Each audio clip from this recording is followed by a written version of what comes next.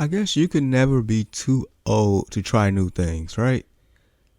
As long as you got a life to live, you should be able to, I guess, have new experiences. Well, I think the NBA is kind of, you know, still in the mindset of, trying some new stuff, and that's fine.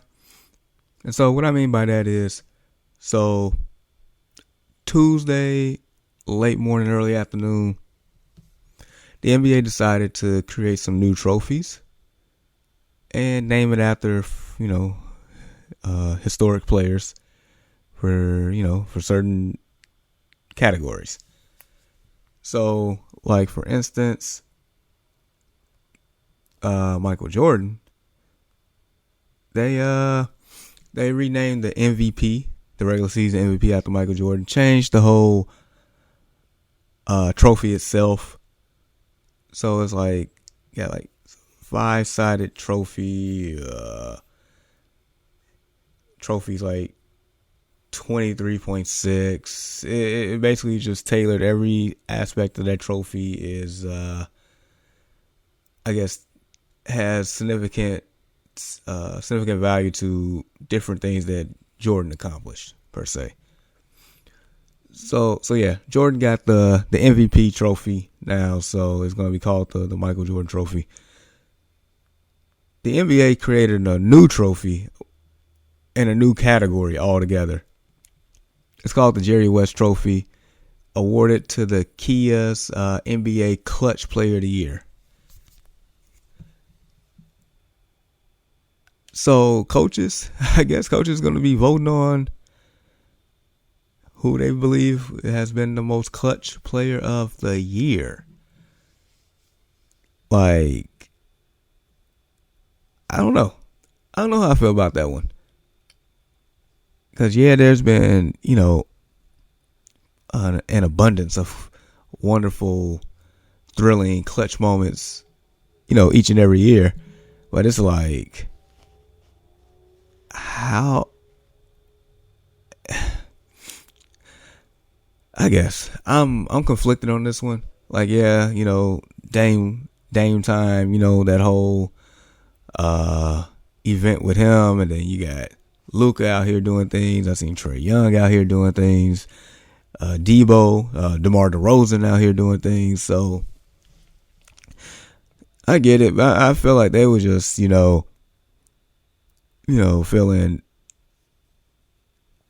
needy, or just, in a good mood to just do that. Because you got the Defensive Player of the Year trophy, which is known as the Hakeem Olajuwon trophy. You got the Rookie of the Year trophy, which is known as the Wilt Chamberlain trophy. You got the Sixth Man of the Year trophy, known as the John Havlicek trophy. And you got the Most Improved Player of the Year, which is known as the George Mikan trophy. So, like, you know what? We're just creating all these trophies. You know what? Let's just create a whole new one and a whole new category while we at it. We got to find some way to acknowledge Jerry Rust. Even though he's the NBA logo, but we going to double down and just, add it. Why not? Oh, boy. Yeah, so I guess it is what it is. Just like the NBA is trying to have an in-season tournament. I guess if you, not trying new things, I guess you're not really trying. If you're not trying to improve over time, then I guess you're not trying. So I get it. I feel like the formats that they have are fine the way they are. But if you need to, try some other stuff out, I get it. I get it. All right, before we even get into the football segment, World Cup finals are coming up this Sunday. We have France. We have Argentina. We have the current versus the future. And I mean by that is Lionel Messi, who is one of the greatest soccer players of all time. He's going to try to finally get one done here. This will be the second time that Argentina has made it to the finals while he was playing. They failed to get it done in the past, but his team is a lot better now. And then France, who are defending champs. They have a generational player. I can't even pronounce his last name, but just know this young guy is cold-blooded. And, yeah, I think France probably get it done. Because when it's all said and done, this young player that I can't even pronounce his name. But he might mess around when it's all said and done, be the greatest of all time. That's the trajectory that his career is taking right now. So just letting you know. I think France get it done, but either way, this is going to be a very entertaining game Sunday. So Sunday, 9 a.m. Central Time on Fox, if you got it. All right, so this time of year in the NFL, it gets interesting. Because not only we got a game tonight, but they're going to start playing Saturday games. We got 3 Saturday games. So between tonight and the Saturday, we're going to go over these 4 games for you. All right, so the 49ers, that deadly team, traveling to the 12th man in Seattle to play the Seahawks division game. A lot of playoff implications here. The top 2 teams in their division in the NFC West, 9-4 Niners and the 7-6 Seahawks. So, as we know, Jimmy G is done for the year. Brock Purdy has come out here. I feel like he has played exceptionally well so far. Not doing too much. Like I said, the sum of the parts around him is still going to make the 49ers a dangerous team. He don't have to do too much. He just play within the game. Just take what the defense gives him. Don't have to be a hero. You have way too many playmakers to be a hero. Even with Deebo Samuel out, you still got Christian McCaffrey. You still got George Kittle. You still got Brandon Ayuk. You still got Kyle Shanahan at coach. You still got Nick Bosa on the other side of the ball. Fred Warner. Greenlaw. You got a number of playmakers. You do. So, I expect the Niners to win this game. But it might not be a pretty game. Niners average 24 a game and they only allow 15. Seattle averages 26 a game, but they allow almost 26. So, yeah, there's no secret that the Seahawks defense is not on the same level as the Niners. But sometimes that Seahawks defense do come to play. Especially with them being at home. Get a little extra element there. Seattle's one of the toughest places for opponent to play in. The stadium's always loud. There's a reason why they call it the 12th man. The Niners have won their last 5. Seattle is 2-3 in their last 5. Look, in order for Seattle to have a chance in this game, Geno Smith's going to have to play very efficient football that he has been doing all year. That has to continue. I believe Kenneth Walker, their running back, their star running back, will be back tonight. He missed last game. But they definitely need Kenneth Walker back. Because they can balance the run and the pass with him. Then it can make things interesting. It can. Tyler Lockett has been on a tear lately. DK Metcalf is still DK Metcalf. So, yeah, I expect the Niners to win, but I would not be surprised if this comes down to a last-second field goal by the Seahawks or something like that, and they squeak one out. Because if Seattle loses this game, it's just going to open the door for teams like the Lions, the Detroit Lions. All right, so Niners are favored in that game. -3. Game comes on tonight, 7:15 Central Time on Amazon Prime. Saturday. We got 3 Saturday games. Looks like all on the NFL Network. First one is those good old 465 team, a.k.a. the Indianapolis Colts, going to Minnesota to play the Vikings. Now, the Minnesota Vikings might be one of the worst 10-3 teams of all time, but nevertheless, they are 10-3. Minnesota should definitely win this game, though. With everything said and done, Minnesota is a 4-point favorite at home. I will say this much. Yeah, Justin Jefferson is having a sensational year, but the Indianapolis corners have been great as well. So that is one matchup. I am curious to see Stephon Gilmore versus Justin Jefferson. I'm curious to see how much can he slow Jefferson down. Or if Jefferson going to have the ability to do what he wants because he's playing at that type of level. That's the matchup I want to see. Jonathan Taylor versus Dalvin Cook. I think Taylor probably going to win that matchup as well. Of course, Kirk Cousins this year is outperforming Matt Ryan, but can Matt Ryan keep up in this game? Michael Pittman. I don't think he has more than 75 yards in the game since week 6. Can he step up? See, the Colts defense isn't bad, but they just haven't had the ability to put it all together. So, like I said, I definitely expect the Vikings to win this game. Colts just average 16 a game, and they give up 23 a game. The Vikings average 24 and give up 24 a game.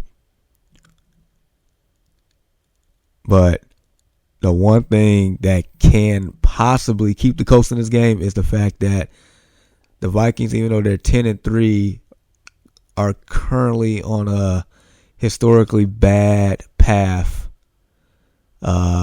with their pass defense. They give up over 300 yards a game in the air. That's where they can be had at. So if Matt Ryan can turn back the clock, maybe be flashing a Falcons jersey back in his MVP years to start lighting it up, they have a chance. But, we'll see. Colts have lost 4 of their last 5. Vikings have won 3 of their last 5. So yeah, that's the 12 p.m. Central Time. Like I said, NFL Network. And the Vikings, like I said, is a 4-point favorite. The second game, the Ravens and the Browns division game. Ravens are 9-4. Browns are 5-8. They're at Cleveland. This one right here. This one is going to be an interesting game. Browns 3-point favorite at home. So I don't expect Lamar Jackson to play.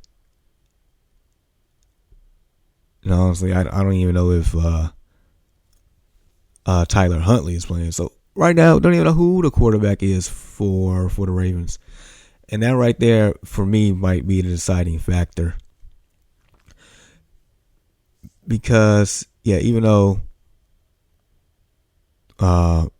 Ravens have a better record and probably a better team right now, it's just something is telling me that Deshaun Watson and the Browns going to get this one done. Something tells me that something's going to click, and Deshaun Watson just going to go out there and ball.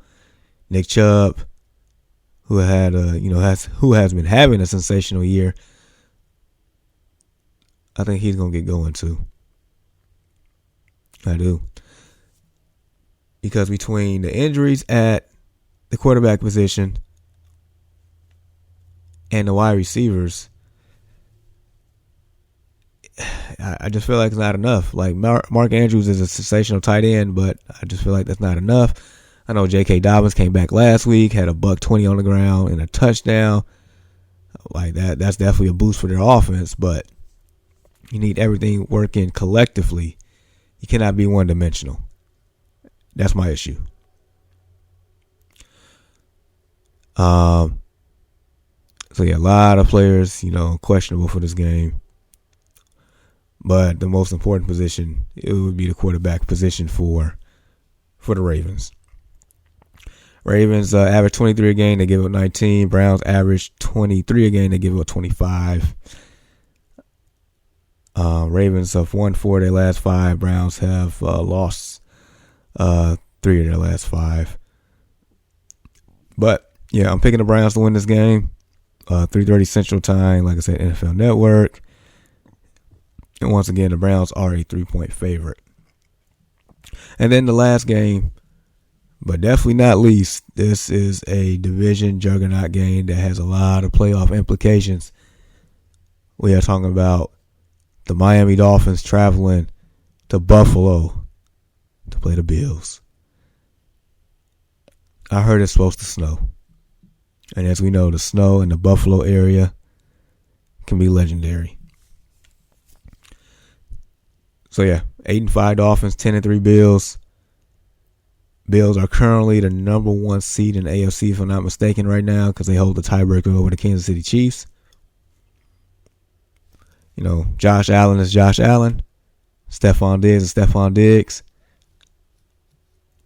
Now, can the duo of Tua and Tyreek Hill match up and match the same performance and energy as Allen and Diggs? Can the Dolphins run the ball with some healthy running backs? I know Jeff Wilson's a little banged up, Mostert's a little banged up, but can either one of those play and get going? Can they use their speed, that legendary speed that everybody's been talking about? Can they use it against the Bills? And more importantly, can Tua adjust and make plays now? Because it's starting to feel like that the NFL has maybe figured out that offense. That's what it feels like. But can they adjust and still become that high power offense that we've known them to be? Can the Bills sustain the running game? It's a lot of questions to this game. Both offenses are very dynamic, but there's still a lot of questions. And then both of these teams can still play at a higher level, and it's not there. Cole Beasley, who's been a Buffalo Bill for several years in the past, they signed him to the practice squad. And I guess at some point probably get ready for the playoffs. But yeah, this game here is should definitely be a lot of fun to watch. The Bills are a 7-point favorite. That's a lot. That is a lot. The Bills average 27 a game. They give up 17. The Dolphins average 24. They give up 24. Dolphins have won 3 of their last 5, but they lost the last 2. Bills have won 4 straight here. Probably picked the Bills by default, but I still give the Dolphins a fighter's chance. I think the Dolphins cover that 7-point spread, unless the only way that I see that doesn't happen is if the snow is really that bad. Then of course I'm gonna give it to the team that lives in that weather, that's used to that weather, as opposed to a team that's used to being on a beach. So yeah, we will see, but yeah, 1 game tonight, 3 games Saturday, bunch of games Sunday, and of course Monday Night Football. We are down to the thick of things in the NFL, so you're gonna see a lot of games that matter here, especially with a bunch of teams that's still mathematically possible of making the playoffs. So we'll see what happens. So continue to rock with your boy right here on the No Offense Radio and the No Offense Network. Follow me, social media at JGoodWithSports, Facebook, Twitter, Instagram, TikTok. Saturday, I will be on the Early Morning Sports Talk podcast, live on Facebook, 7 a.m. Central Time, with my bros Brandon and Ian, as we break down the weekend sports and, of course, Chicago sports base. Generally every week we have a guest on there. Not sure who we have on this time, but I know in the future we probably have some more potential WNBA players on there as well. And the more we grow, the more our guests will grow as well. So we're getting there. We are. Sunday, the Destination Fantasy Podcast. It is fantasy football playoff time. This is the first week of the playoffs, so definitely tune in if you're looking for an extra edge to possibly beat your opponent here and get to the championship. And I'm doing that with my bros, Deshaun and Walt, 7:15 Central Time, live on Facebook and YouTube. So, all right, you all, be blessed, stay safe as we get closer to Christmas and the New Year. Enjoy, and I will see you next time. Peace.